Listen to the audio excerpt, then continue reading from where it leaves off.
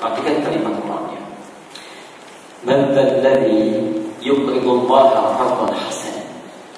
Siapapun, man itu merujuk pada kalimat subjek tanpa batasan. Mau lelaki, mau perempuan, mau besar, mau kecil, tua ataupun muda. Man dzalladzi yuqridu Allaha. Ini panggilannya lembut sekali, lembutnya. Kata Allah, siapapun, aku tak peduli baik itu lelaki atau perempuan, tua ataupun muda, dewasa atau masih kecil. Alladzi yuqridullaha, siapa yang mau menyisihkan, menggadaikan waktu hidupnya sedikit saja karena Allah, insyaallah. Qardan hasanan, dia gadaikan itu untuk menggadaikan yang baik. Jadi ada orang yang menggadaikan waktu dan aktivitasnya karena dunia, yang ini dia sisihkan karena Allah. Ada orang yang setelah fajar dia olahraga, yang ini dia sisihkan untuk taklim mendekat kepada Allah. Ada orang yang malam-malam dia sisihkan untuk dunia, nonton bola, yang ini dia sisihkan untuk Allah, bangun tahajud. Insyaallah. Fayudha'ifu lahu adha'afan katsira. Insyaallah. Maka waktu yang dia berikan karena Allah ini, Allah akan lipat gandakan pahalanya, tak terlukiskan bagi diri. Subhanallah. Bapak Ibu sekalian, kalimat terakhirnya ini yang paling menggugah. Fayudha'ifu lahu adha'afan katsira wallahu yaqdiru wa yabsutu wa ilayhi turja'un. Kamu mesti sadar itu. Wallahu yaqdiru wa yabsutu, mudah bagi Allah itu untuk mengambil waktumu atau memperlebarnya. Jadi Allah itu bisa menyempitkan waktu kita dengan berbagai kesibukan ataupun melapangkan hati kita dengan berbagai aktivitas yang bermakna. Tapi yang penting kita catat, wa ilaihi turja'un. Satu saat kalian akan pulang. Jadi ada seakan-akan ada kesan di ayat ini, jangan terlalu sibuk dengan dunia. 24 jam Allah berikan bagi kalian, kata Allah itu, gak nuntut banyak. Gak nuntut banyak. Masya Allah. Coba untuk perhatikan, dalam sehari 24 jam itu, dari ibadah pokok berapa persen yang dituntut oleh Allah? 24 jam. Sholat kita yang fardu berapa kali? 5 kali. Paling khusyuk berapa menit? Bisa, kurang lebih 10 menit. Berapa yang dituntut oleh Allah? 50. Kalau ditambah dengan sunnahnya, yang rawatib saja misalnya, yang pokok ada 12 itu, ya. Hadis riwayat Muslim nomor hadis 720, ditafsir di At-Tirmidzi nomor hadis 415, ya, dari Ummu Habibah itu menerangkan bahwa Rasulullah SAW qala, beliau menyampaikan, man shalla 12 rak'atan, siapa yang menunaikan 12 rakaat yang sunnah, ya, yang mengikuti yang fardunya, bunya lahu bihinna baitun fil jannah, maka Allah akan bangunkan bagi orang ini karena salat yang dia tunaikan itu satu rumah di surga. Ya Rasulullah, salat apa saja itu semua? Maka ditafsir di At-Tirmidzi nomor hadis 415, insyaallah.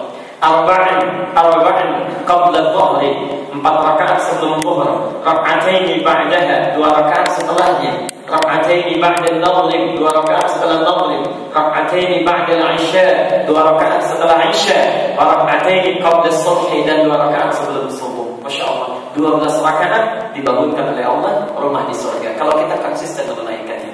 Kalau bertambah 12 rakaat ini yang sifatnya juga cepat, ya, paling-paling tambah 10 menit lagi. 50 tambah 10 menit 1 jam. Jadi antum itu dari 24 jam yang dituntut oleh Allah tidak banyak, 1 jam. Insya Allah. Nah, dari yang pokok ini plus misalnya tambah 10 menit, ya, Allah menawarkan tawaran yang sangat lembut kepada kita.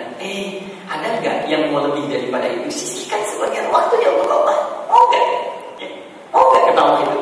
Nanti kalau Anda bisa menyisihkan, Allah akan balas berlipat-lipat tak terbayangkan. Fayudha'ifu lahu adha'afan katsira. Saya mau lukiskan sebentar, ya. Kalau Anda belajar bahasa Arab itu, kita akan sering kali menghapus itu pada karunia Allah Subhanahu wa taala. Unik bahasa Quran itu. Coba dilihat Al-Baqarah 261, kita bandingkan, ya.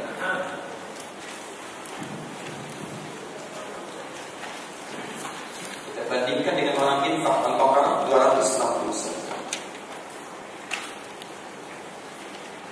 Yang ini Quran surah Al-Baqarah ayat 245. Kita akan coba bandingkan dengan Al-Baqarah 261.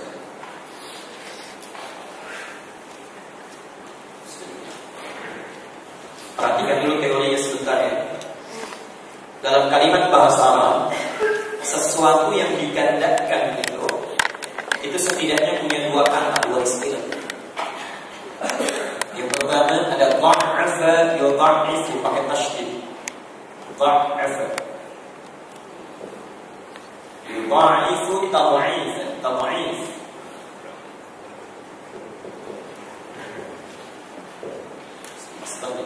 Yang kedua dha'afa yudha'ifu mudha'afa. Ini musharraf ya, kalau kita belajar.